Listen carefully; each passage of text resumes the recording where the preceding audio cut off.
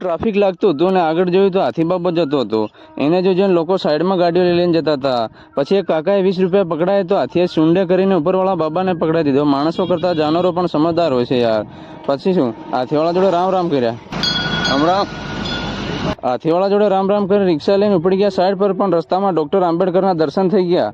પછી શું, રિક્ષાવાળો અમને મૂકીને પાછો ભાગ્યો અને અમે પહોંચી ગયા સાઈડ પર ને ટિફિનનો જગ્યાએ ટંગાડીને માલ બનાવીને કામ ચાલુ કરી દીધું. કારણ કે આજે આપણે ટાંકીનું ચંતર કરવાનું હતું. એ કારીગર છે પણ ધીમે ધીમે કામ થાય છે 3 મજૂરોથી, એટલે મજા આવે છે. પછી શું, ચંતર કર્યા 4-5 થર થઈ ગયા અને એટલામાં તો બપોરનો 1 વાગી ગયો.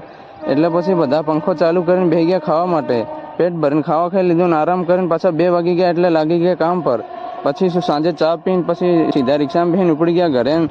રિક્ષાવાળાને 100 રૂપિયા ભાડું આપીને માર્કેટમાંથી શાકભાજી લઈ લીધું. ક્રેકજેક બિસ્કિટ ખાતો જઈને ઉપડી ગયો ઘરે. શાકભાજી વાડીને મેંગોનો એક રસ કેરીનો પીને પછી શું, ખાવા બની ગયો એટલે ખાઈ લીધું. Mini vlog